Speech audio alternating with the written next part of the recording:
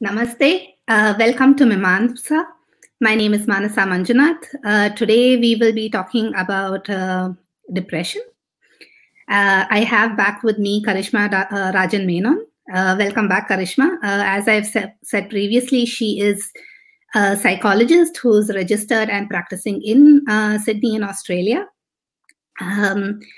So please welcome back, Karishma. It's nice to have you back to talk about this topic. I think in the aftermath of Sushant Singh Rajput's suicide, this topic has been in social media quite a lot. A lot of people have spoken about it. And we must always have an ongoing discussion about mental health and not just when something happens. But I still thought that this is a good opportunity to address this topic, talk about a lot of myths that surround depression, I think, and also to just get a general understanding for what is depression at all. Yeah. So let me start off with the first question, Karishma, which is, I think, the most important question. What is depression? All right. Thank you for having me again. It's wonderful to kind of catch up, and I know there's been a lot in media and the news about depression and everyone doing this as well.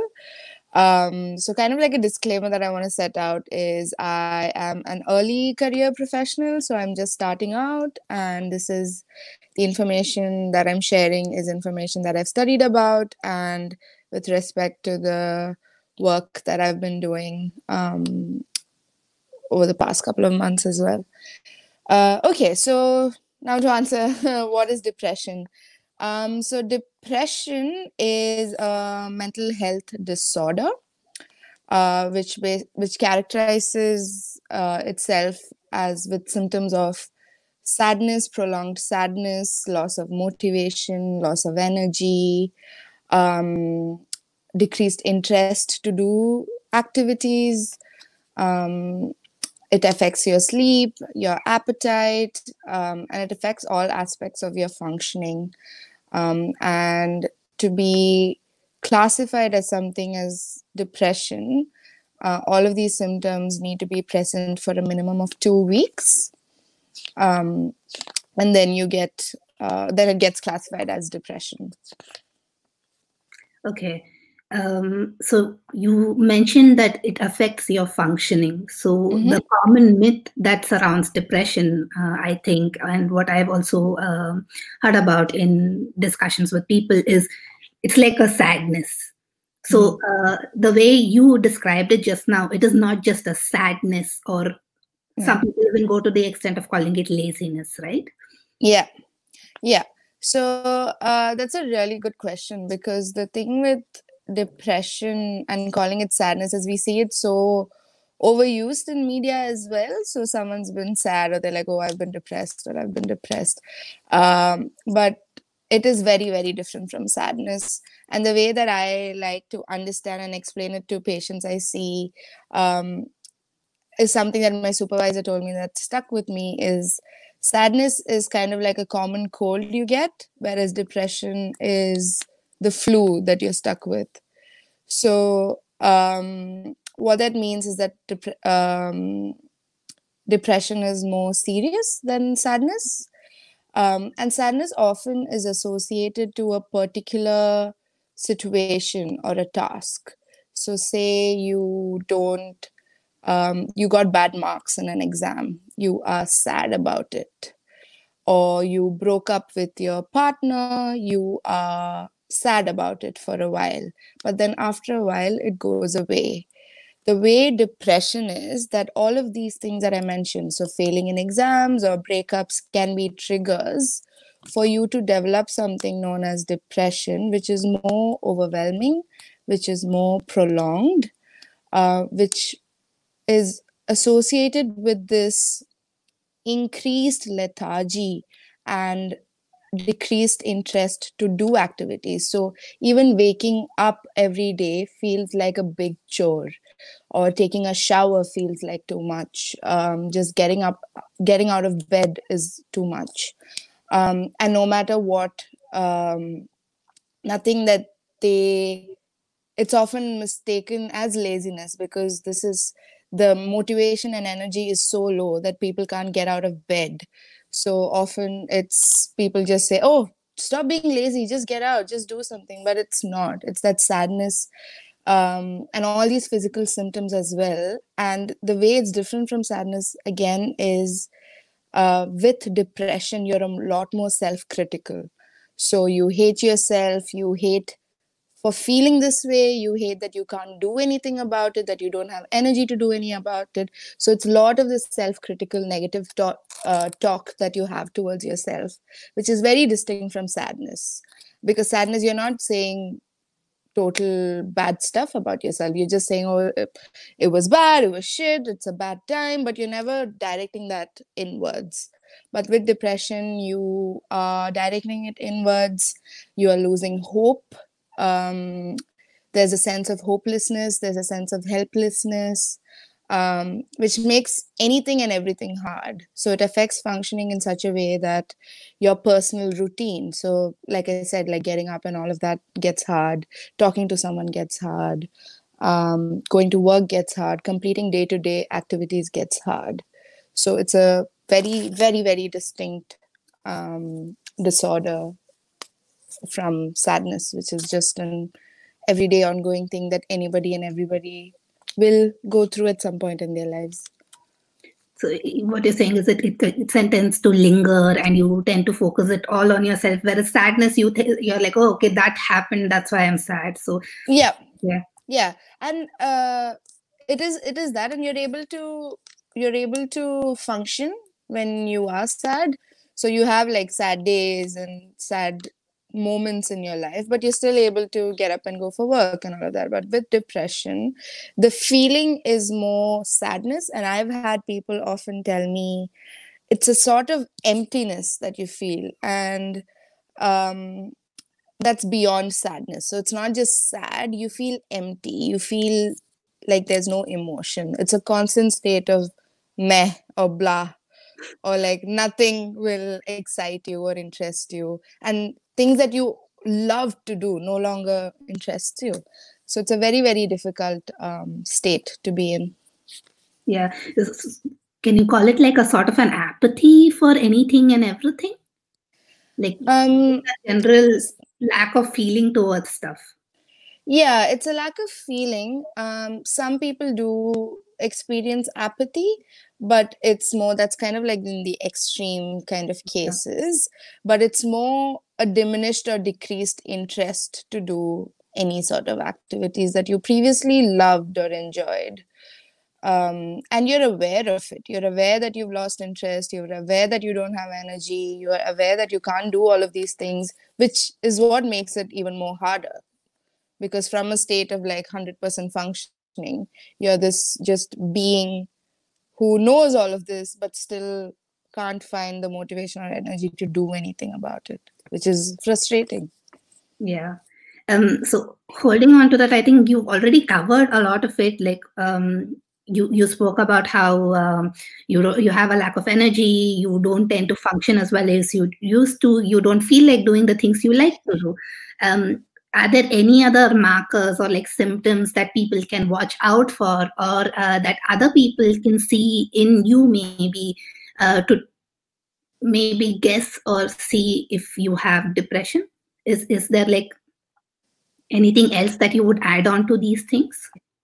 Yeah, so the way that we study it and then we like to talk about it is understanding in terms of your thoughts, your feelings, and what you're doing. So thoughts basically covers what I was talking to you about. It's a more general hopeless feeling about anything and everything in your life. It's being more critical towards yourself and the world around you. So nothing's going to change. It's always going to be this way, not being able to see any other side to things. And a lot more kind of critical thoughts that you can have. It can be kind of catastrophizing the future, thinking nothing good's going to happen. It can be sort of black and white thinking where you don't see the gray areas. So there's a lot of content and thoughts that can happen, which is one of the things. The other things is feelings. So with feelings, like I was telling you, it's a general sense of sadness, prolonged sadness, which leads into that kind of empty, deflated feelings. And with behaviors, it's decreased interest to do things. So you no longer do the things that you want. You isolate yourself, you withdraw, you cancel plans a lot. So it's not just this one-off plan cancellation, but it becomes kind of like your habit. And your sleep and appetite is a big thing. So people who are going through this either tend to sleep a lot. A lot of them complain that they take naps during the day and they keep sleeping without even doing anything. They still want to nap because they feel so tired. And sometimes it kind of goes the other way, where people do not sleep at all. So they spend hours in bed ruminating, being unable to sleep, and have real difficulties initiating sleep. And the other thing is appetite. So people don't feel hungry, skip meals a lot, or the other end is that they overeat. So it affects your kind of the activities or the routine that you were used to. So your sleep's messed up, your appetite's messed up, you isolate, you withdraw, you don't do things. Basically, you just stay by yourself. So you tend to like isolate yourself even more than you would otherwise in that sense, and that sleep and your eating becomes like an extreme. Either you don't do it at all or you overdo it. So can we say that when we notice something like this for a prolonged time with somebody we know or somebody we care about, that this could be maybe a sign of depression? Yeah. Okay. So it's a sign of if you notice any routine changes. So people who are used to exercising and going out and having at least one social event or reaching out to friends, understand the COVID period. So at least like calling up or talking. But if you notice them not doing any of these things or that becoming hard, then definitely there's a mental health problem. Whether it's depression or not needs to be assessed and seen, that if it fits criteria of all these symptoms that we were talking about, because it can be any other mental condition as well. Yeah, that's true. So let's say someone you know or somebody you care about, you notice this, or you notice this in yourself, that okay, there is like something different about me. What is like the best approach? How do you personally, if you notice it, I think it's pretty obvious, people will go reach out for some help. But what if you notice it in somebody else? What is the how can I put this, what is a good way to initiate a conversation without like making the other person feel bad about it, or making them angry also, I guess? That's a really important question, because this is something that I have also been attuned to in this role as well, because my role as a professional is different to my role as being a friend. Or part of a family, that I can't go and give therapy to everyone. But I guess one of the major things is normalizing this discussion, normalizing these problems and whatever is happening for them, because for a lot it is associated with stigma. No matter, yes, couple of people are talking about it recently and over the last couple of years it's happening, but it's still nowhere where it should be. So people are still scared to open up or talk or share because of the stigma associated with it.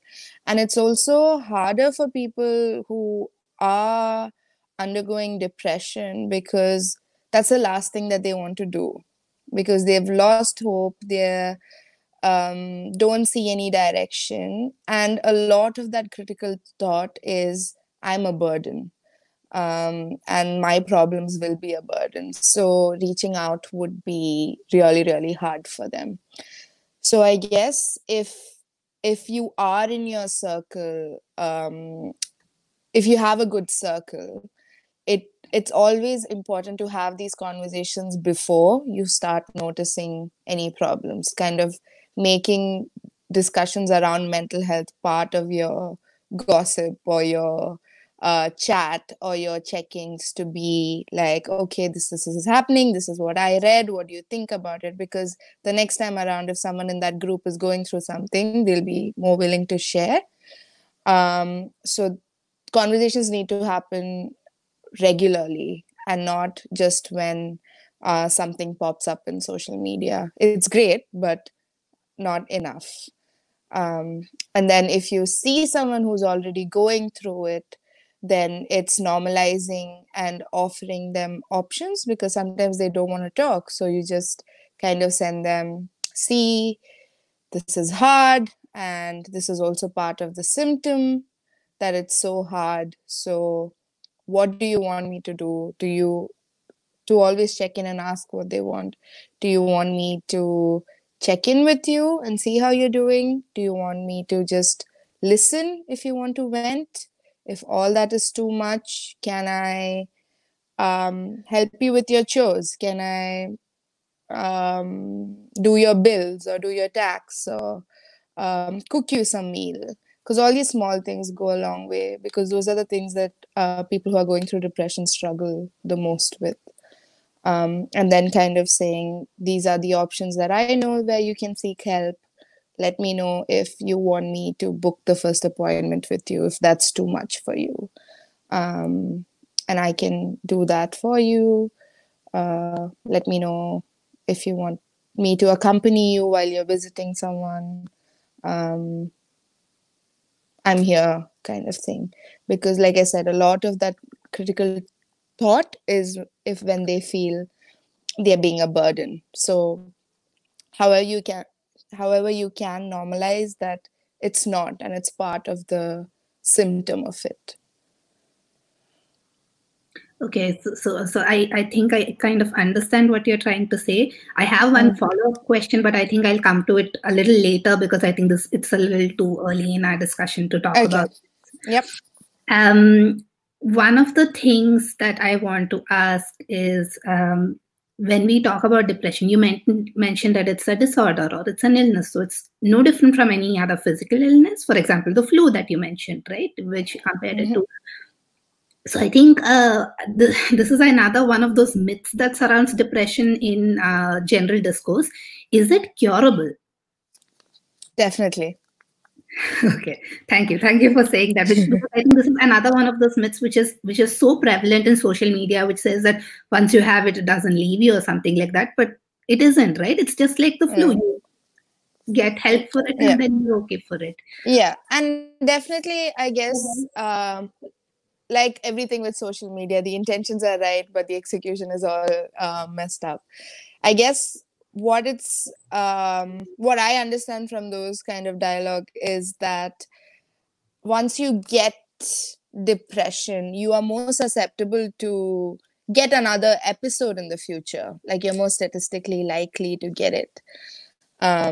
So all that means is you need to be doing all those skills and things that you learn during therapy, or if you're on medication, to be managing that better, so that you can know your triggers, you can know your warning signs, and prepare for the future. And that's with, like, if we relate that back to any physical diseases, that's the same. So if you get a heart condition, you're more likely to get a stroke, and if you get a stroke once, you're more likely to get it again. And you need to be eating healthy and exercising and all those things to make sure you don't get it. So that's the same thing with mental health. Just because you don't see it doesn't mean that's not how it is. Yeah, thank you so much for saying it, because I think that is one of the most or the biggest myths surrounding any kind of mental health disorder, right? That people don't understand that it is like any other physical illness. It is like you said, heart disease, or it is like I don't know, even respiratory problems. It's always the same. Yeah, and I guess just to add to it and kind of cement how similar it is that research has shown neurochemical changes in our brain when we're undergoing this depression. So it's not something people are just making up or talking about, and it's not just something out of the blue. There are research studies, there's evidence that shows that there are neurochemical changes happening in our brain. There's not enough neurotransmitter, like good chemicals going back and forth. And I'm using very layman terms to kind of describe it.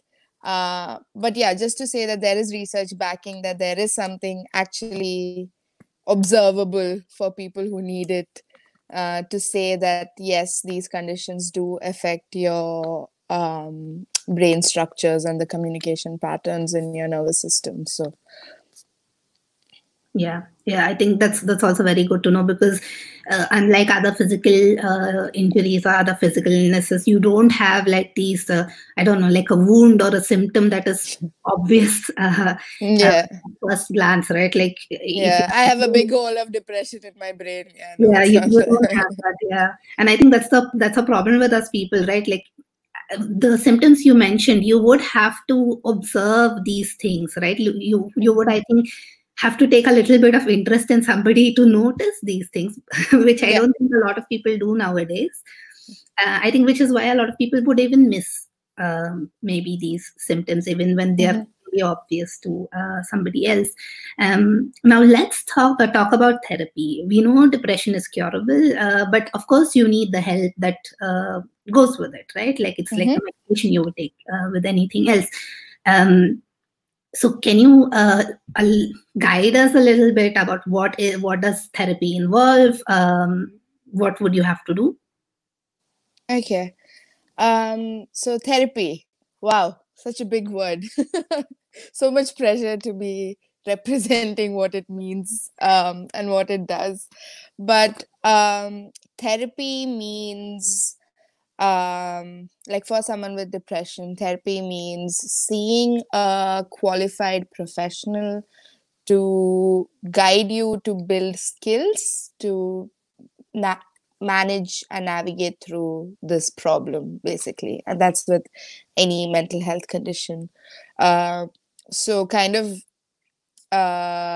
it's not a lying on the couch and just talking about random stuff like how it's portrayed. It was, but not anymore. It's more collaborative. It's more work on both ends. So you meet together, you kind of develop a plan, you understand why it's happening, where it's happening from, and you go and you do skills in your everyday life, and then you come back and report to this person saying, yep, this has worked, this has not worked. So then you problem solve, and then you go again, do all of those things, come back and work on it. That is therapy simplified. And there are a lot of evidence-based approaches and treatment methods that exist for depression. The most common is something known as CBT, which is cognitive behavioral therapy. So it kind of understands how our thoughts influence our feelings and our behaviors, getting more conscious of our thought patterns, and trying to navigate through that. Because like I said, when you're stuck in that critical self-evaluation and that negative spiral, it's really hard to see the other side of it or see a helpful way to approach a situation. So yes, you failed 10 exams. Does that make you a bad person? Or does that make you just does that make you as someone who just needs a bit more help with studies? So kind of differentiating all those things and learning more skills to talk about problems, to manage your work, manage your personal life, and just function and be optimally function, I guess, is the way to put it. Yeah, I mean, that's so nicely put. For me, it's like a very good correlation to physiotherapy, right? So a couple of weeks ago, I hurt my knee running, and I had to go to the doctor, and he suggested physiotherapy for me. Now, it turns out it's not a problem with my knee, it's a problem with the muscles in my thighs. So I guess this is exactly what you're talking about when you say you have to identify triggers, you have to identify exercises to then strengthen these things in even for this, right? Yeah, because I guess it's really important. The identification part is so important, because yes, this is a condition like stroke, and I'm going to relate it to physical diseases so that people get a better understanding. Is with like I was saying, with sorry, I lost track a bit. With stroke, a person gets it and the symptoms, right? So there is some sort of things happening and you end up in a hospital and they tell you have a stroke. But what led to that stroke is going to be really different for X person and Y person. And that's the same with mental health conditions. These are all disorders and conditions that exist with a more or less similar symptom pattern or symptom profile. The intensity and the extent of symptoms, of course, is going to differ, but the symptoms more or less would be there or would not be there. But what has led an X person or a Y person to that depressive episode is going to be really, really different. And that is your work with the qualified professional, is to uncover those patterns and what led you to this episode.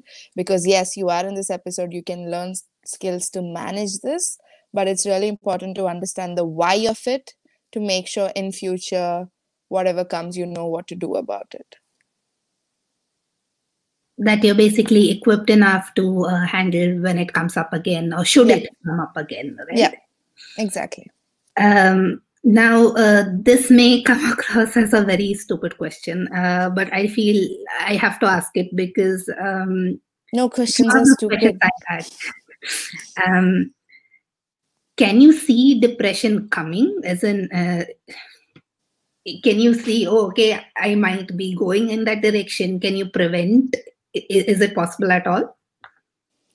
I would like to say yes, because like I said, it's very, that's where the whole awareness and the normalizing discussions need to happen. Because unless you don't know what this is and how it manifests, then you wouldn't see it coming, because people tend to minimize it, saying, oh, you're just sad, you'll get over it. But this is something that, yeah, it's been 3 days, it's been 10 days, it's been 1 month, and I'm still not over it, right? But unless, and that's when they catch it and be like, oh, okay, this is something that's not really normal, or this is something that's not really right. And it's really important to normalize the conversations. Exactly for this is to catch it. So I tend to give the spiel to my patients, is about having proper good routines, good sleep hygiene, good exercise / whatever is your choice of physical movement that you want, and kind of emotional check-ins, so your support people or groups that you hang out in. So if you have that as part of your daily normal life, then any change to it is a warning sign. Any disruption to that should be when you see something wrong is happening, or see something wrong is about to happen. So, and catch yourself and being like, okay, I see this change, so there's a problem here and I need to address it. But if it's already very haywire, then it's hard to catch it unless you're already in that slump and you're unable to kind of get out, and everything feels like a chore. Okay. I think that makes sense. But a big part of it is, like you said, to normalize the discussion, to have these discussions and to talk about these things in our everyday lives, and also to have a little bit of understanding and to look at what other people are also going through, right? Like, I think we tend to be very self-centered and self-focused when it comes to stuff like this. So we may miss these things even when they're very, very obvious. Yep. Okay. So one more thing that I want to address is I started off this discussion talking about how, at least why we're having this conversation at this moment is Sushant Singh Rajput's suicide a couple of weeks ago. And there are two aspects to this question. The first being, again, this is a common myth, I guess, that is associated with depression, which people tend to say, but he was so successful, he was well loved, he was famous. I think this is something that came up even when Deepika Padukone came out and said that she was depressed. People tend to have this view that somehow everything has to go wrong in your life, or everything has to be really terrible for you to have depression. But I mean, anybody can have it, right? Can you talk a little more about that? Yeah, it is a misconception that things have to go horrible for you to be depressed. And like I said, it's that self-evaluation and that talk that you have with yourself that plays a big factor, and kind of like your genetic susceptibility and lifestyle and your life up until then, that plays a huge role. So anybody can and everybody may get, but what I guess I'm trying to think of a metaphor. Yeah, so thinking about diabetes, and I'm talking about like type 2 diabetes. If you have a family history, you're more susceptible to get it, but a lot of it is going to depend on your lifestyle choices, whether you get it or not. And that's the same thing with depression, is that if you have a genetic susceptibility and there's traits, then a lot of it is going to depend on the environment that you're in. So I guess it is a misconception that success is not related to depression. People who are successful can't get depressed, or people who have money can't get depressed, or people, oh my God, I've seen them with friends all the time. They have so many people around them. Why are they depressed? So that's when it's important to check in and see what's exactly happening for you, because people are very, very good at hiding what we really truly feel, or what's happening, or the conversation we are having with ourselves, and how we are looking at this successes or the money or what their values are. Probably, yeah, money was a big thing, but money wasn't the only thing in their lives. And what happened to the other things in their lives that influenced them or impacted them? It is really sad, because a lot of people who do come into therapy also come with that sense of shame for feeling depressed when they have so many things happening in their life. And I guess a big part in our conversations about normalizing is to do away with that shame, because people feel guilty for feeling depressed, basically, and that doesn't help with the symptoms because it makes it worse. So I guess it's a big part about, again, going back to normalizing that, yes, your successes or whatever you do don't matter much. And to kind of add as well is, you would be shocked to see the number of cases of people who feel guilty over happy incidents. And there's actually research that shows that people tend to feel a bit more sad on happy occasions, because sometimes it's a sense of closure that things ended. So say someone is looking forward to a wedding, or I guess the biggest example over there is birth of a child. It's supposed to be such a happy thing, such a joyful thing. And when mothers do end up getting depressed, perinatal depression, they feel guilty because this is supposed to be a happy incident and everyone's celebrating. So how dare I feel sad, or how could I? There are people struggling to be mothers, and all of this dialogue that gets thrown at them, where eventually they end up feeling guilty and embarrassed and shame and resentment, which does not help with depression. I think that's a very, very good example. And that's, again, one of those things which you never hear about, right? Like postnatal depression is, for me personally, I hadn't heard about it till a couple of my friends got pregnant and they started talking about it. But I think that is, again, a conversation we must have another time, which needs its own, I think it needs a discussion of its own, and it really needs to be addressed as well. Yep. But it's that whole idea, it's the whole idea of how happy situations or life events shouldn't be associated with sad thoughts and feelings. Who is setting this rule?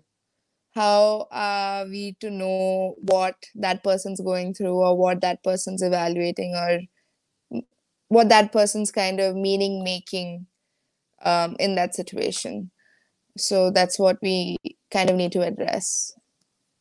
I think that's a very good example to show that depression, or a trigger for depression, doesn't necessarily have to be a sad event. It can be anything, right? I think that's a very good way of putting it.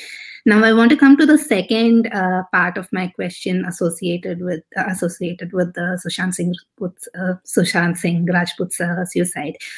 So in the aftermath of it, like I said, there was a huge conversation in social media talking about depression, about mental health. And one of the things that I saw, whether it was Twitter or Facebook or even Instagram for that matter, were a lot of people opening up their direct messages and saying that if you're going through something, come and talk to me, feel free to talk to me. Now, on the face of it, to me, this is so nice that these people are starting a conversation. But when I started to think about it a little more critically, for me, it was on the one hand, these are people who are not equipped, right? Like they are not therapists who can, guide people through if they are going through bad. That's the first thing for me. The second thing that came up for me is, let's say these people do open up their DMs, right? And let's say someone does approach them. My question is, how does follow-up work? Because let's say you have 100 people sending you a DM saying that I'm going through something. On the one hand, it's like, can you deal with 100 DMs? Can you help these 100 people out?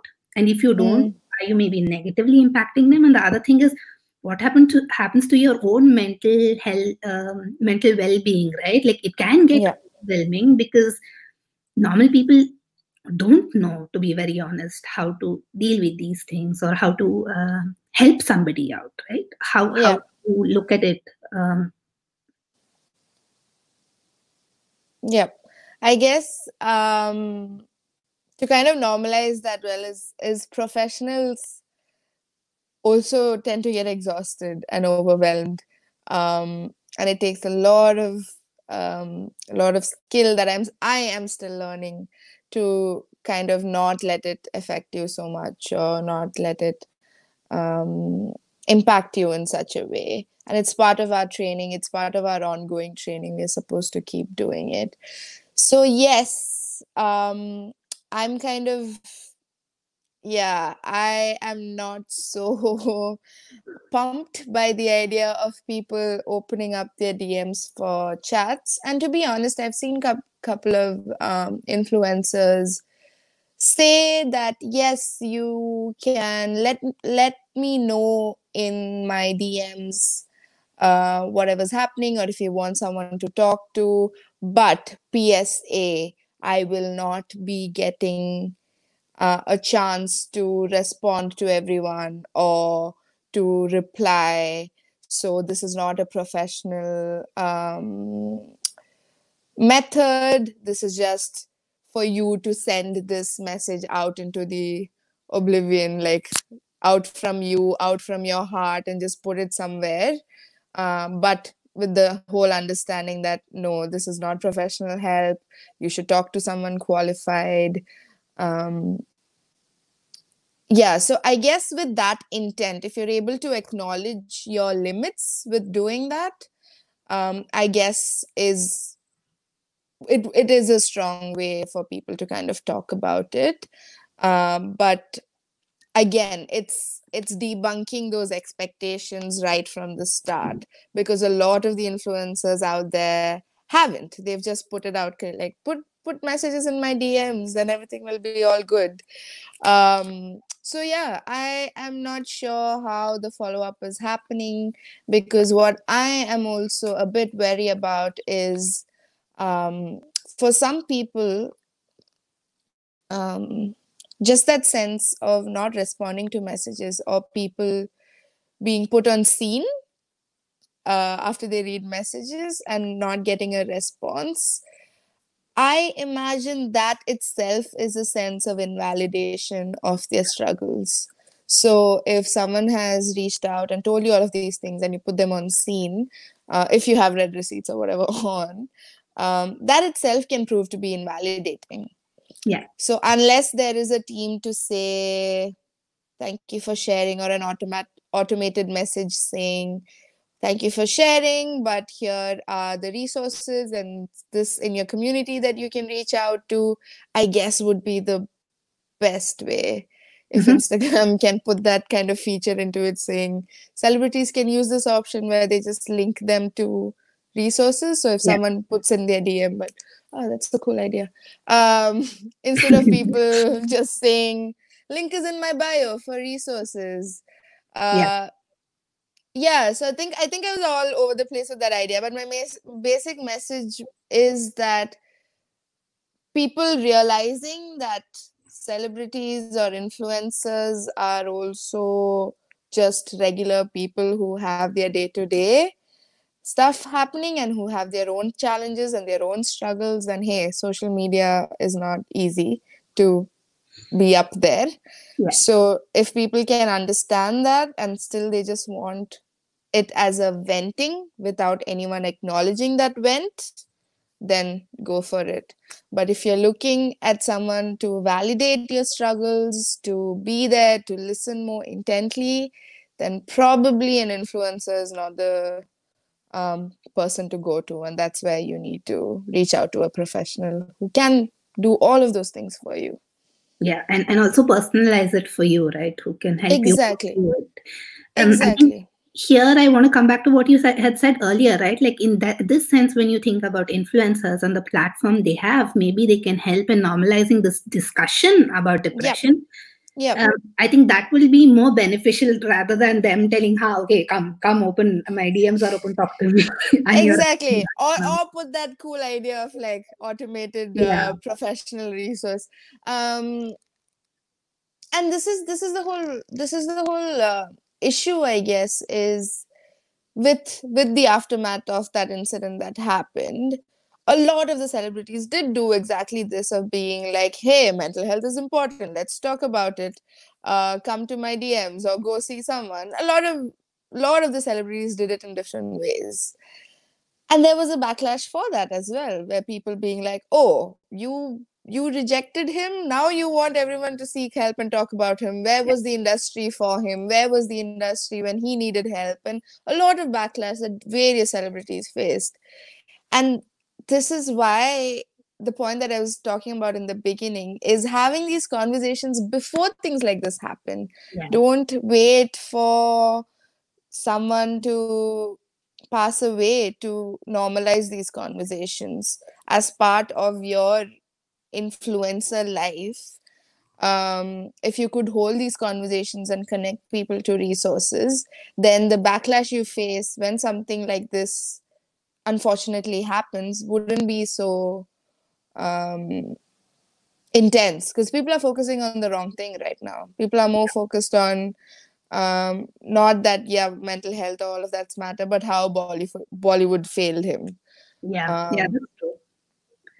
So it's part, so it's important to normalize these conversations every day, rather than wait for an incident or another celebrity to pass away to be able to talk about this. And we should, right? Like, let's even if I mean, what happened was of course very tragic, and it's very unfortunate. But this is not an issue which is limited to Bollywood or the film industry. I think this is pervasive in all walks of life. Yeah. If you look at the kind of pressure that all of us face in our daily lives when it comes to whether it's school, especially, I think in school, kids face so much academic pressure from parents, from peers, that they have to get 90% or 99%. And sometimes even that is still not enough, right? So yeah. I 4 think years ago, just to add a number to that, 4 years ago, 3 years ago, when I did a research study on academic stress in Bangalore, the statistic at that time was that one student dies by suicide every 1 hour. my God. Now, in these 3 years, I've read up that the time has decreased to 40 minutes now. Wow. So that's how pervasive academic pressure and stress, and people thinking they have no choice. And I guess when it happens to a celebrity, it shocks people more because, again, it's associated with wealth and privilege and money and all of that. But when it's kind of like a lay person who's just going by their day, it's not sensationalized news anymore. Yeah.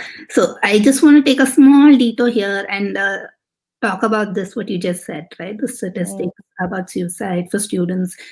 It's very disappointing. It's very heartbreaking. I know, like, I think all of us know the pressure that we feel when it comes to academics.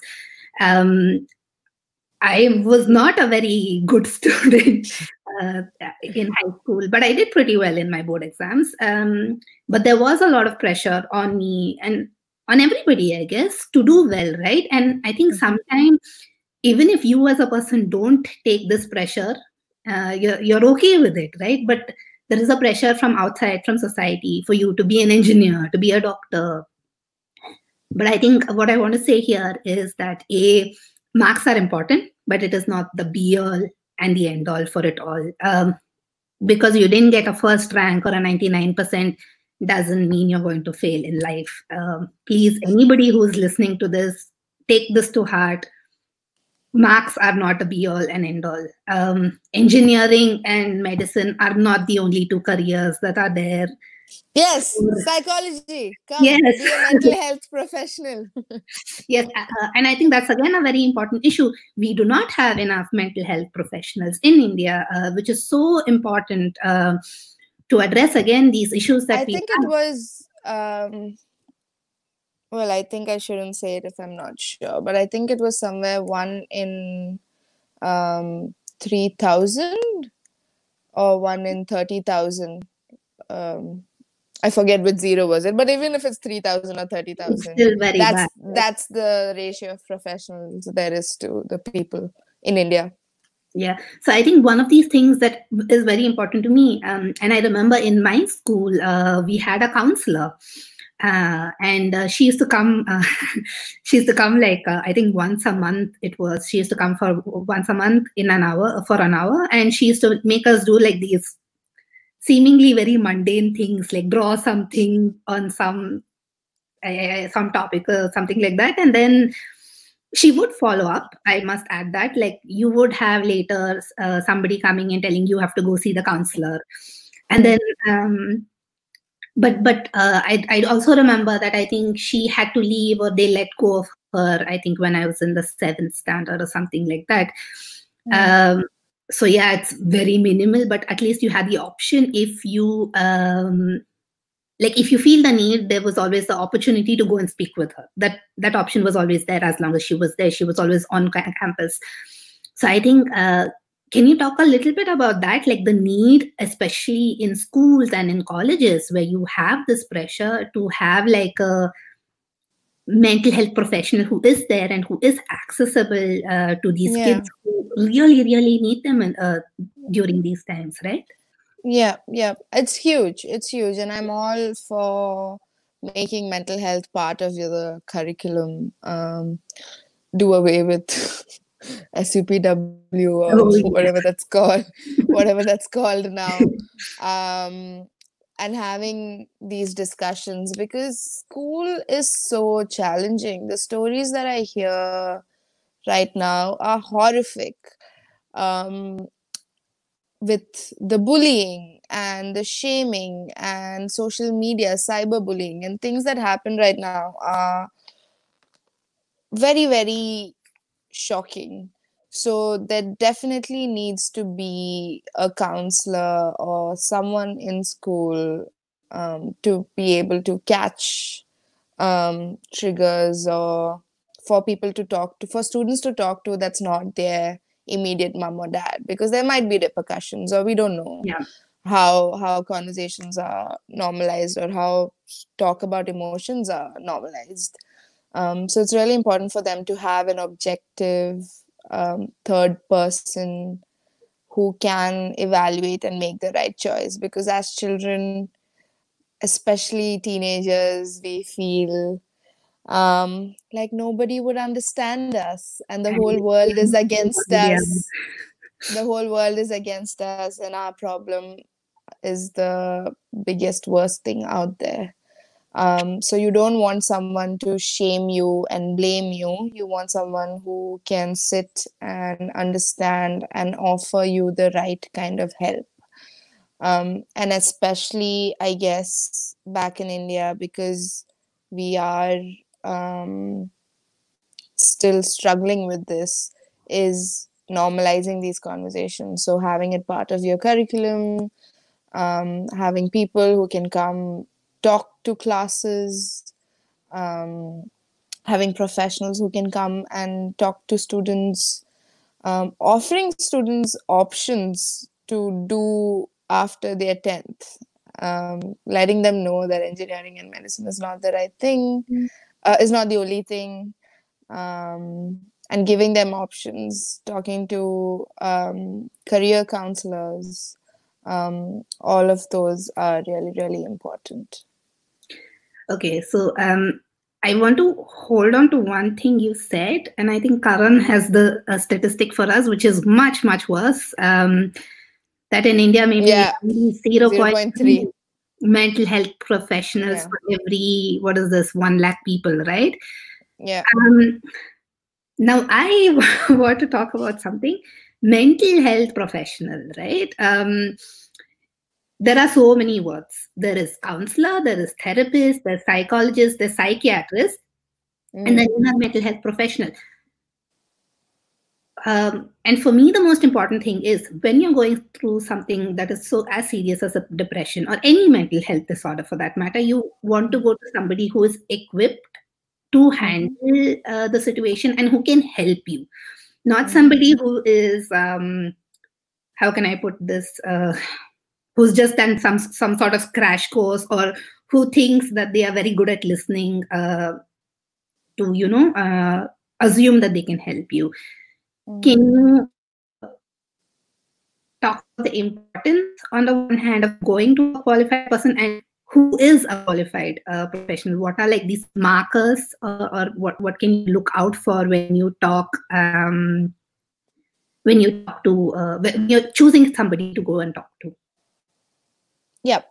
I guess it was a big kind of learning curve for me with that, is understanding that I did part of my training in India, and where we don't have a separate board for psychology. We don't have a separate organizational or a regulatory board, where over here we do. So every single person is evaluated. There's ongoing checks, there's reports you need to send, there's audits that happen that make sure that basically people who are not qualified can't practice under the title of a psychologist. And I guess a big part also that I've kind of introspected is how open professionals are with patients that come see them. So if a person were to see me and they ask me what my credentials are or what I'm trained in, it is my duty to inform and tell them that this is my training, this is what I've done, this is what I'm trained in, and this is what I can do. Whereas I guess back home, it's taken more of with as offensive if you were to ask a doctor, so what are your degrees? Where did you do it from? Is taken as such an offensive thing, and I guess that's a big thing for people to not know who's qualified or what kind of matters. We do have RCI who registers in India. We do have the Rehabilitation Council of India, who is the licensing authority for clinical psychologists. So I guess when you talk about a qualified professional, it is someone who is licensed, and I'm talking about a clinical psychologist, is someone who is licensed to practice. So just like a doctor, they would have a license number that they are practicing under.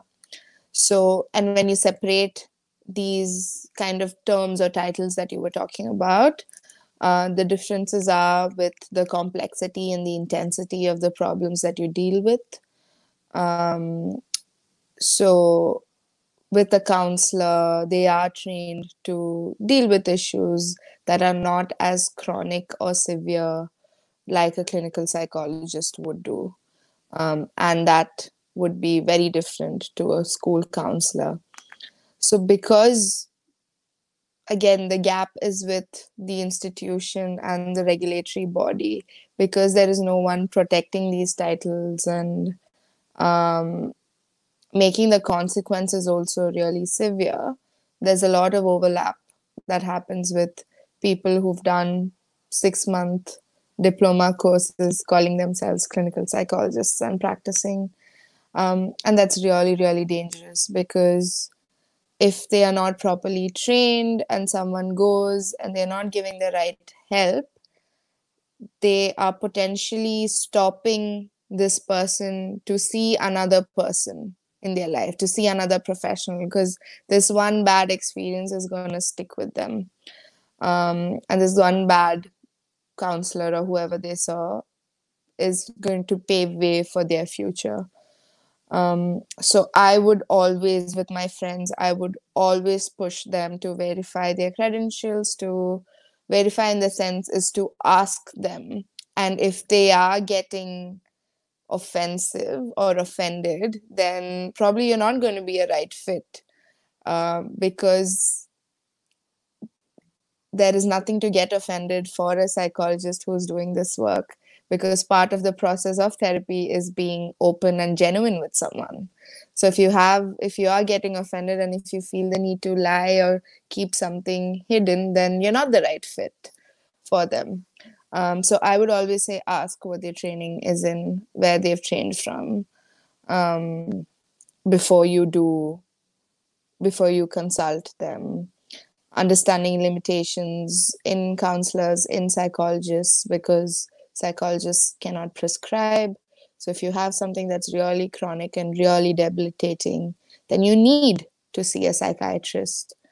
So understanding limitations, talking about it, asking the person that you're going to see in the first session to be open and say, listen, this is the research that I've done, and is to do, very, very important, is to do research beforehand about what you want help with, or what are you going to this person for. So you're able to ask these questions and say, I need a medication, or I feel this is thing, or who do I talk to?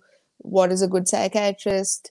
So yes, so for people to seek help is to verify credentials and see if their training is aligned with the kind of help or problem that you're seeking help for.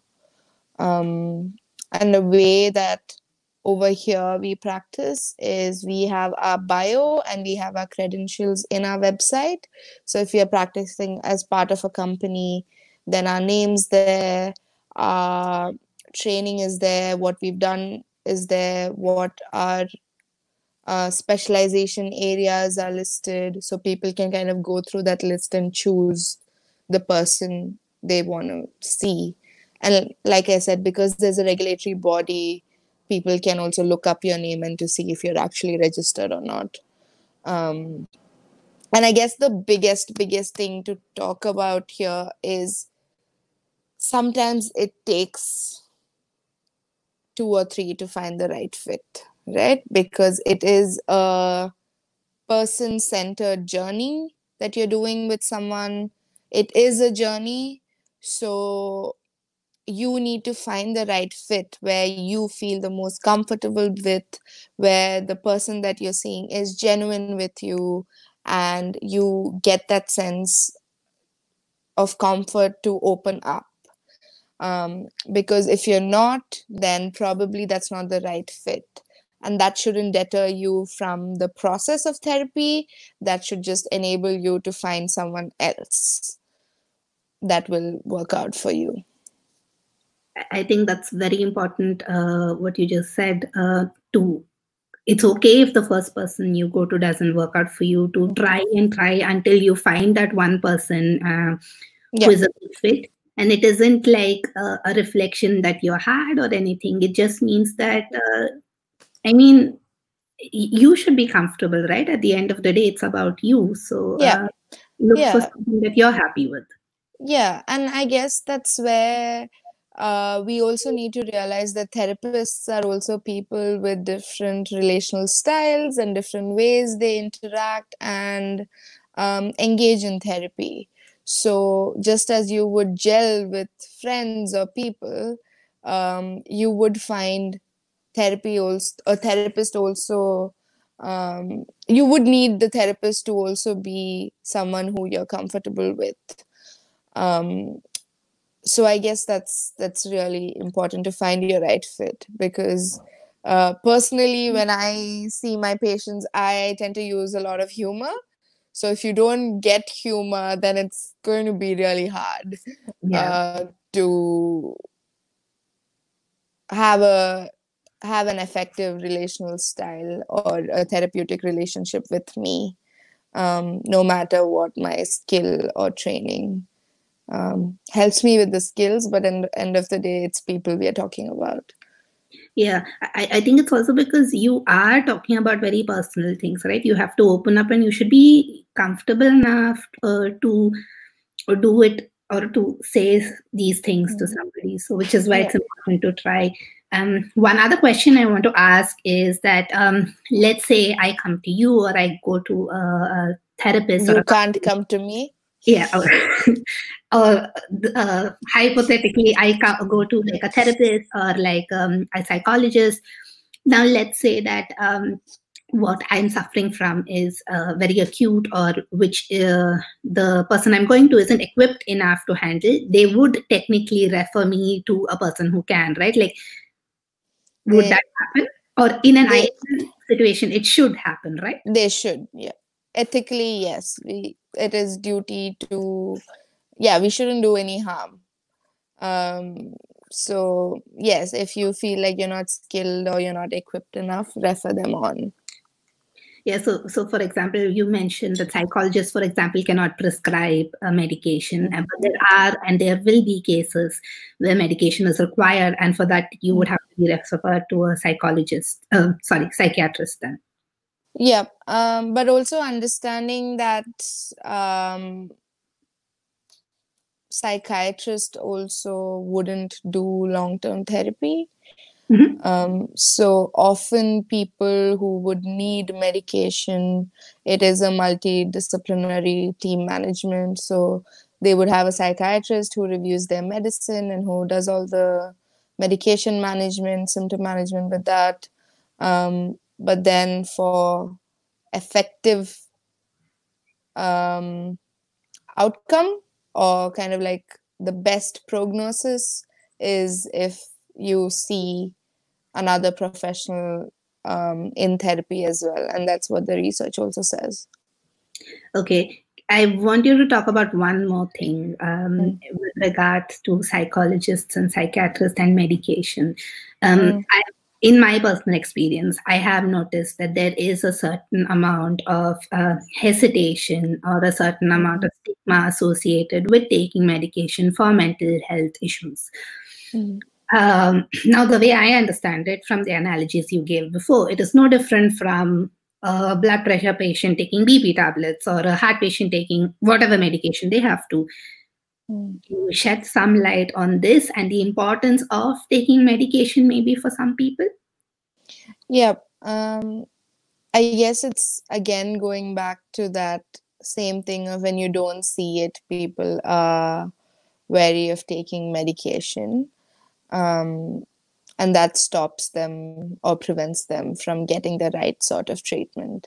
But medication does play a big role in the management of a lot of the disorders. And even in specifically, since today we are talking about depression, in depression, if it's chronic and if it's really bad, so say, like I was telling you, someone who can't get out of bed, who cannot physically get themselves out of bed to the bathroom, then if I go to them and say, hey, let's engage in therapy, that's the last thing that they are able to do. So for such kind of conditions, it's really important to see a psychiatrist to get the medication, and to reach levels or reach a place where you can then engage in therapy. So I guess it depends on the intensity of the problems. So say someone with anxiety, as well, if it's something that's if it's affecting you and if it's really bad, it doesn't let you do anything, then you need medication management before you can do or work in therapy. Because like I said, therapy requires effort, it requires a bit of motivation to engage, and medication helps you reach that place for you to engage. Now, just like you correlated it to a physical injury, let's if we compare it to, let's say, diabetes or something like that, you would get medication for diabetes or for blood pressure, and that is to get your I don't know, stuff under control, whatever parameters that you check. I'm sorry, I'm not very good when it comes to biology, so I'm not going to go into the details of that. But I guess for stuff like diabetes or something like that, you would also have to still get stuff like your weight under control, and to get to start like doing exercises to help with the grand scheme of things. So you can say maybe that therapy is like this exercise, and then the medication is to get the other things under control. Can you say that as a comparison? Yeah, more or less, because I'm all for therapy, not just when there's a problem. It's just to be in a good state of mental health where you feel like you're reaching your potential. So it can be equated that way. Okay. Now, one other question I had is there is not just one type of depression, right? There are many different kinds of depression. Can you just like broadly talk about the different kinds? I know I'm asking, what I'm asking is probably very detailed, but like, yeah, I'll try to simplify it in the best way, because I don't want to go too technical, because the types of depression is very technical, dependent on the intensity of the symptoms and the duration. So depression is a mood disorder. So if there are my colleagues who are watching this, they're going to laugh or trash me for the way that I'm about to explain it. But there are, so like I said, 2 weeks, really intense. That can be a major depressive disorder, which is one of the types. You have heard of mania.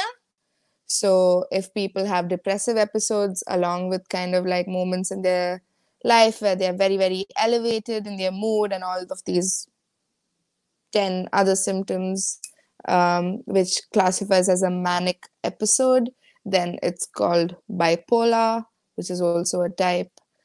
because all of these are mood-related disorders. Then postnatal depression,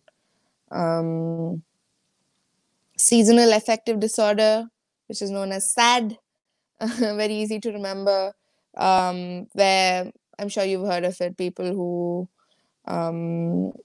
mood that's dependent on the season. So wintertime, people who don't have much sun, all of them complain of that.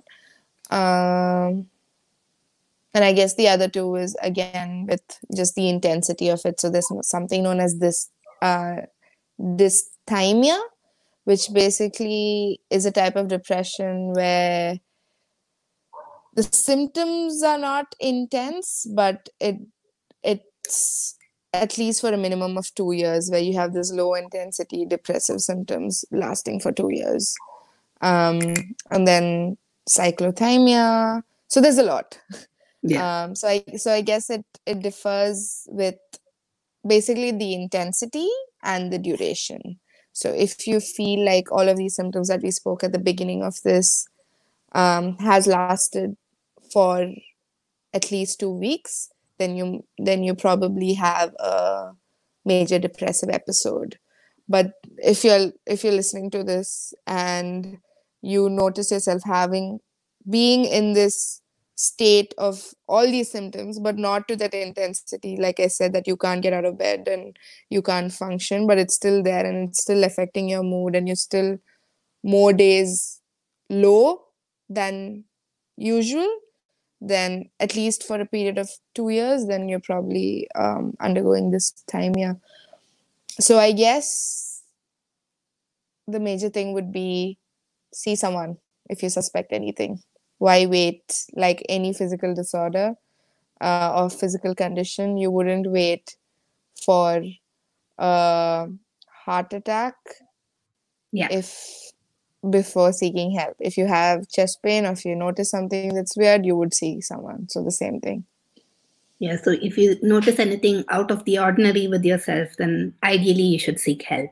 Yeah, because the worst thing that they can do is rule out and say you're okay. Which Who is doesn't want to hear that? Yeah. Now let's come to seeking help. We already spoke about how few mental health professionals there are in India. So the first thing obviously would be to approach a psychologist or a therapist when you notice or even a psychiatrist, because the way that the system works in India, a lot of it is that your first access would be to a psychiatrist, and then the psychiatrist would review and refer you on to a psychologist or give you medicine and say you need therapy. Yeah, I'm hearing mixed information on how well that is happening, because again, understanding stigma, lack of people who are there, and because the medical model is the most important model in India. How many psychiatrists don't refer? Mm-hmm. So yeah, so I guess it's okay. You can see a psychiatrist as well. It doesn't necessarily have to be a psychologist. But then if you know a psychologist, is to see a psychologist or someone for that, for help. Okay, so that would be like the first thing you would do. Like if you live in a city and you realize that there is something wrong, or if you feel there's something wrong, go approach. That's the first point. Now, we have spoken about how the lack of mental health professionals in India. Now, let's say you live in a city or a town or wherever where you don't have access to a mental health professional. There are a lot of ads which come for online mental health. Yeah. So now my question is that a viable option, or do you know if there are therapists or psychologists who conduct telephonic or maybe video-based therapy sessions?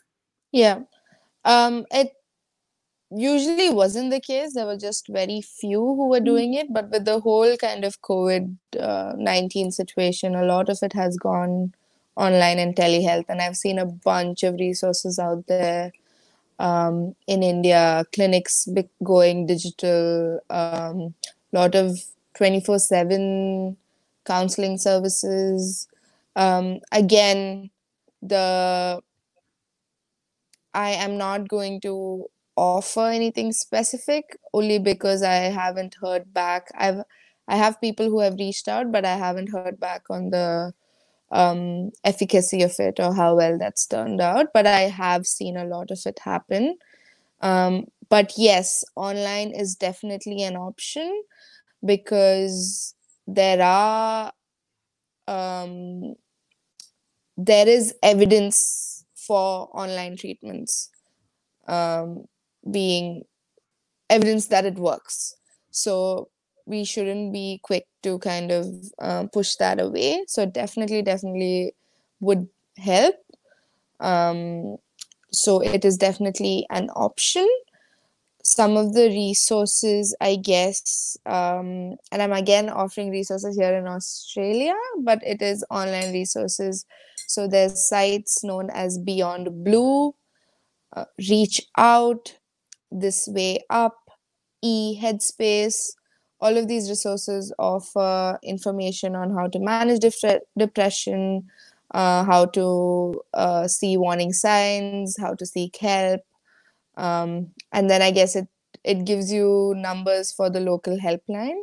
So if you're in India and watching this, it is one of the best things is to reach out to your local health facility. So calling up hospitals because they are required to have all of this information. So your local hospital or clinic or emergency line, and to call them and ask where they can get help from. And I guess with the whole COVID-19, there has been a lot of 24-hour callback suicide helpline services and all of that. So that's great. So what I'll do is the resources that you just mentioned, I will be putting them down in the description, and I'll add any other that the government has offered during the COVID situation down below. So if anybody who's listening right now or who will listen later feels the need, please go through the resources and get the help that you require. It's very important, and there is I encourage you to get that help. Yeah. Now, I have one last question when it comes to seeking help. Because of the stigma that is attached to depression and mental health in general, there are, of course, people who hesitate or who do not want to go and seek help. Now, if you are faced with somebody who you know is having a hard time, and you want to help them out, but they don't want to seek help, what can you do? Because I think sometimes it also becomes that you have the best of intentions and you want to help, but they may not necessarily see it that way, or maybe they see it as an intrusion of their privacy. How can you help in such cases? That's a big thing. I guess there's a lot of things that that I might be kind of going here and there. So get me back on track when I'm talking about this. It is hard for people to engage in therapy when they don't feel like it. And this is kind of like this double-edged sword that is therapy, that you need some tiny bit of motivation to at least come in and engage, because you are in front of a person virtually or physically, and you are expected to talk and learn all these skills and do it and bring back. So there is a bit of an effort that is required. So if a person is absolutely not willing to engage, then it gets really hard. Resistance to therapy we can manage, but like when I say resistance with like offering information and all of that, we can manage in therapy if we are skilled. But getting them to that place, I guess, is a lot of it is that normalizing and validation that's really, really important. And it's to understand our limitations, that we sometimes cannot give them the right advice, or even if when our intentions are right, and it's to be genuine with that and kind of ask them, check in with them what they can do or what you can do for them in the time that they're taking to reach a place where they can seek help. So ultimately the goal is to seek help, but understanding that right now you don't see it as a problem, or you don't think, what can I do to manage, or what can I do to make sure that we are talking about this and that I'm checking in with you. So would you like me to just check in weekly? Would you tell me if it worsens, or do you feel like that's going to be too much? Can we have a safe word? I've had patients tell me they have safe words with their roommates. So they just go to their roommate and yell pineapple, which means like it's really, really, really bad for them.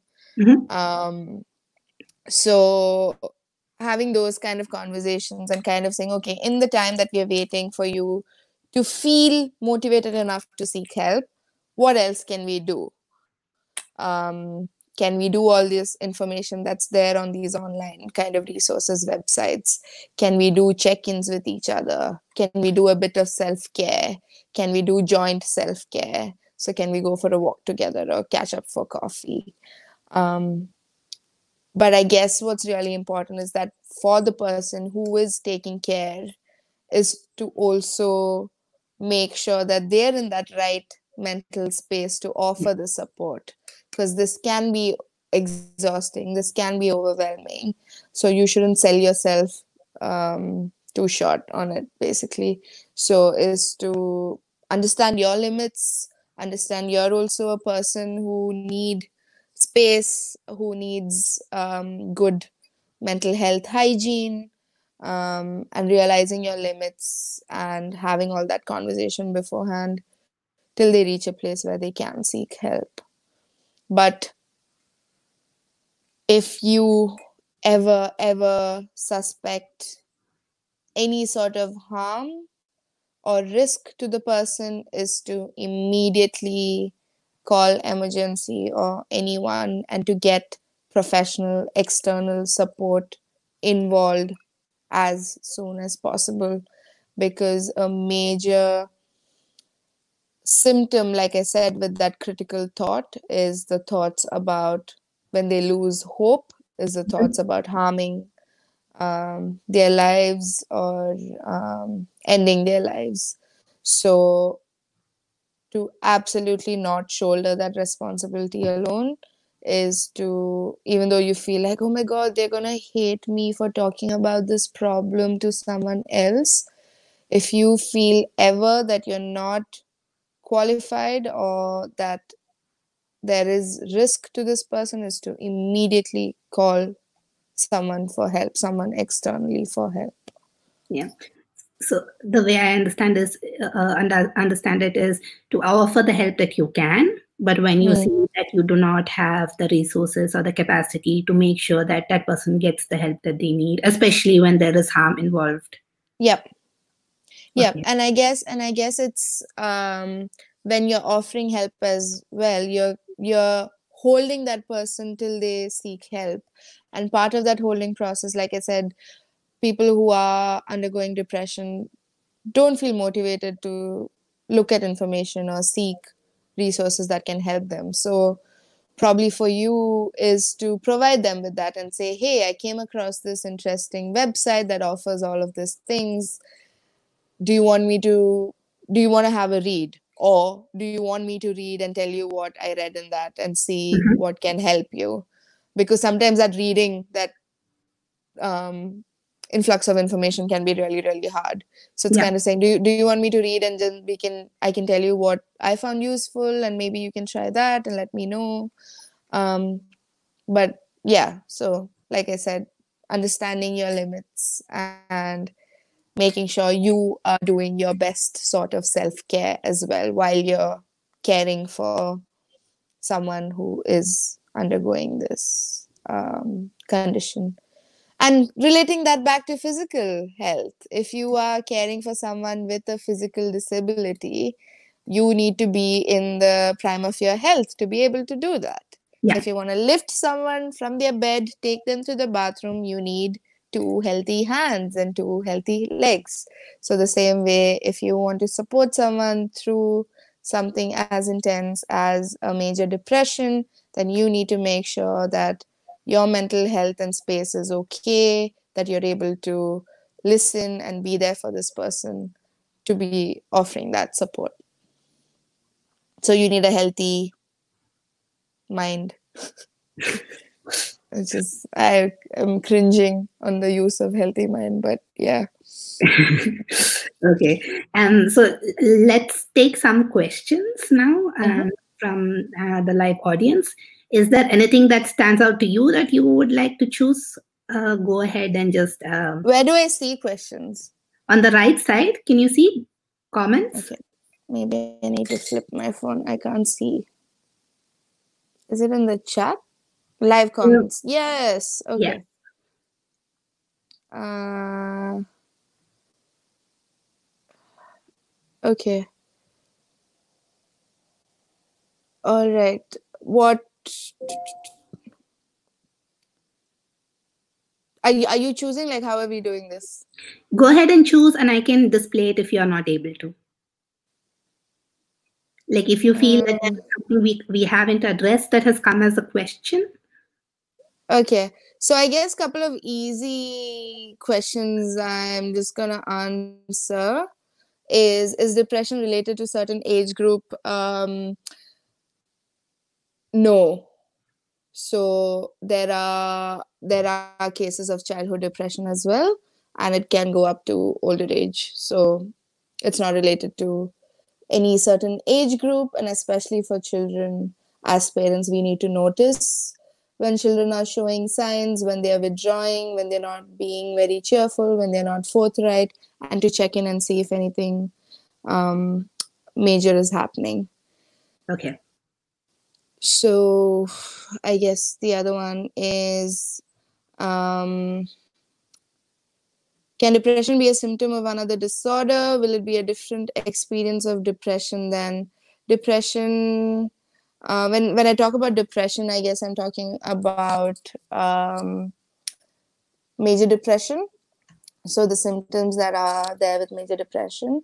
But yes, definitely depression, the low mood associated with it, the lethargy, the low mood associated with it can definitely be a symptom of other disorders as well.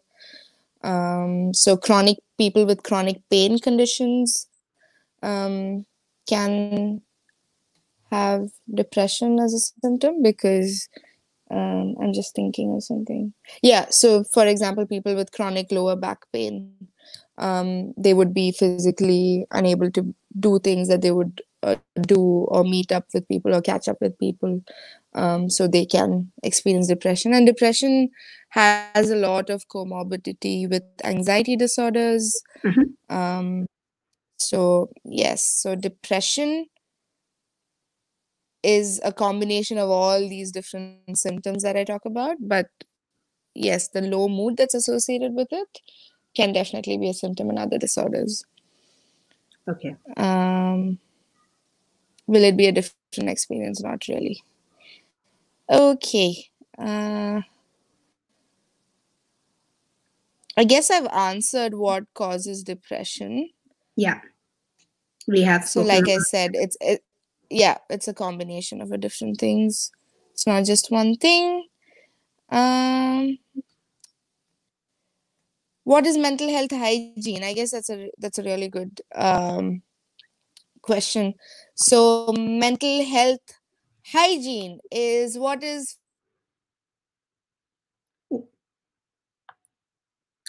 Karishma seems to have left the chat. So while we wait for her to come back, I think I'll just go through what other questions that are there, or any comments that there are there.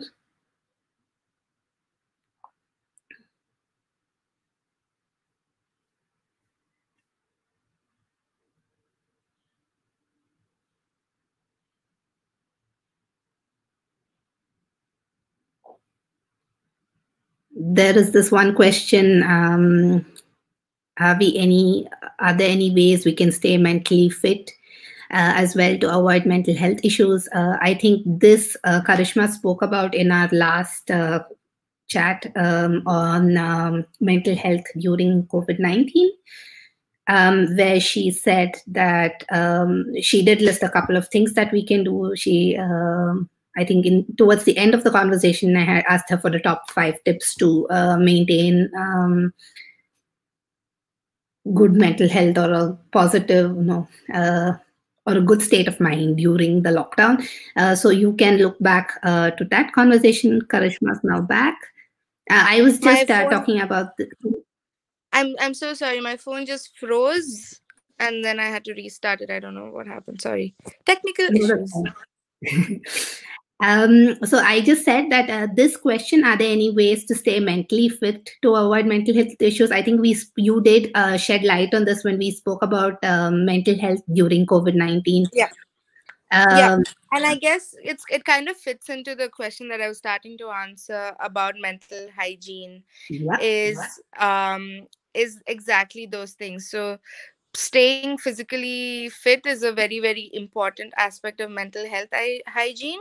So when I say mental health hygiene, it is your kind of understanding it from physical hygiene. So taking a shower is physical hygiene because you don't want to stink and be clean and diseases or whatnot.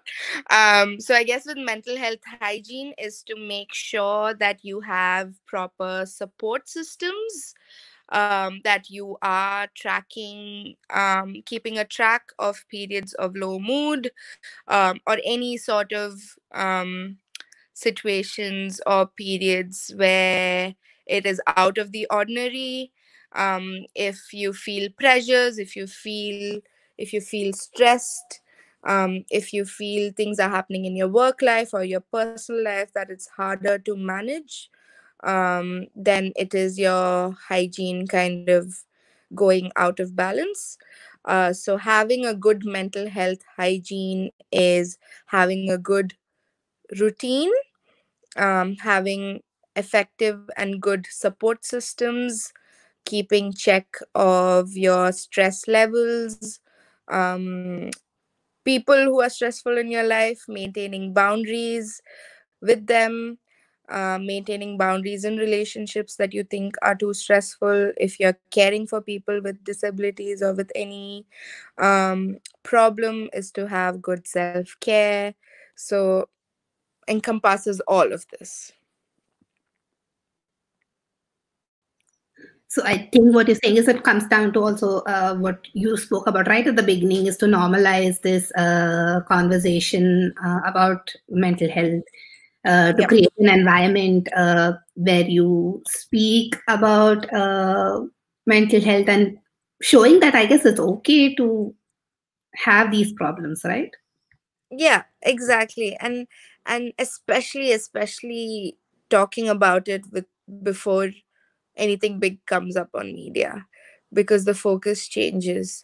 If I had fever, I would tell someone that I have fever, and they'll say, oh, okay, you know what, rest up. But how many of us would tell, I'm in a really, really bad mental space and I hate people, I don't want to talk to anyone right now, and not get judgment, and not get people saying, but cheer up, calm down, don't get stressed, rather than someone who just listens and say, oh yeah, okay, yeah, that's a lot. Now what do we do about it? Do you think you want to seek help? Where do we go? Do you feel like you need a perspective from another person who can help you through this, just like you would see a doctor for your script? Let's go talk to someone and see what you can do about this. I think one of the things that you shared when we did our last podcast about mental health during COVID, where you shared this grounding exercise, right? Where you said to close your eyes. I personally found it very good. So do you have any other exercises that people can try, especially now because people are, I guess, more confined to their houses, or they have or their interaction with people, or maybe their support system is very limited. Yeah. Mostly some sort of physical movement. Highly recommend. It doesn't have to be classic or conventional kind of gym that Yeah. people think that it is. It can be yoga, it can be dance, it can be guided movements. There's plenty of free resources on YouTube on that. There's people who struggle with sitting by themselves and doing it on their own. There's plenty of group programs that happen, um, and people who struggle to sit and do the relaxed breathing by their own. There's plenty of apps that do guided relaxation, guided meditation, and all of these are to manage the physical sort of symptoms.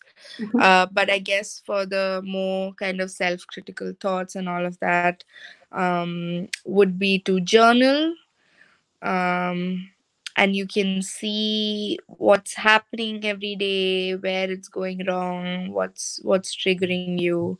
Like I said, maintaining boundaries. So if there are people in your family that you think adds to your pressure, or you think affects you in some ways, then it's to keep healthy boundaries. And I guess all of us struggle that with a lot, to say no. So it's to start saying no to smallest of things if you really don't want to. Um, Journaling. I think journaling is a very good way to track maybe your Yeah, mood, or seeing yeah, that something is triggering something. yeah. And there are apps for it. So if you go on app stores and type, there are apps there where you can write down thoughts. You can do emojis. You can put kind of mood trackers. So if you feel like on more days than not you're kind of tracking mood really low, then that's a good kind of warning sign and place where you can be okay, this has been going on for a while, and no matter what I do, it's not changing. Mm-hmm. Time to seek out and seek help. And really important is to manage your social connections. So even during the lockdown, it's hard, but it's not impossible to check in with someone, see how they're doing. We feel the need to, we feel pressure because we feel like we need to check in with everyone. And that's probably going to be like 20, 30 people in your life, which is going to be a lot. But if every person thinks they'll check in with 3 other people in their life, and every single person is able to think that way, then that's everyone covered. Yeah. Yeah, I think the important thing is to do anything that doesn't make you feel overwhelmed at the end of the day, right? Like to do it in, how can you put it, like in measured ways, or to a measured extent. Yeah. I think with that we are done with the questions. Was there anything else? Okay. No, I don't think there was any other question that we didn't answer. Yeah, and I think I also do not have any other questions. I think we've covered a lot today. Karishma, thank you so much for coming and talking to me and talking to us about depression. Yeah. I think we have stumbled across 2 things that we'll have to talk about at some point of time. One is postnatal depression. That is, of course, something else that I would really like to talk to you about, which absolutely does not get spoken about in daily life. And I think another thing that I would like to do is talk to you about peer pressure and academic pressure that students face. Yeah, I think you also have a lot to say on that issue, on that topic. I did a research project in academic stress, so yeah, that's a good place. And I guess I've spoken to you about it, but I guess it'll be good to debunk myths around therapy and what to expect when you go and see a professional, and how do you know if it's the right fit, and how do you not know? So we can probably have a chat around with that as well. Yes, definitely. So I hope anybody who's watching this right now, or anybody who will watch this later, what we are trying to do is to normalize the discussion about mental health, to make sure that more people speak about mental health issues, so that we do not have tragic incidences that happen, for example, with Sushant Singh Rajput, or with so many people across the world who we don't know and whom we don't hear about in the media. Robin Williams. Yes, Robin Williams is another example from Linkin Park. Also, very, very good, or one of a very famous example. So what we're trying to say is, if you're going through something, if you're feeling overwhelmed, if you're feeling low, it is normal. It is just like a fever or a backache. So please take the time to seek help, talk about it to people you love and care about. Look at other people that you love and that you care about. See if there's something amiss. Give them the space to talk. I hope this conversation has helped you. If you want us to talk about any other mental health related issues, please leave a comment below, and we will take it into consideration for the next podcast that we do.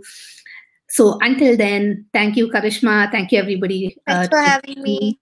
Yes, thank you. And I hope you have a very nice day.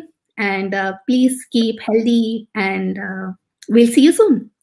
Physically and mentally. Yes, that's the motto. Bye. Yeah. Bye.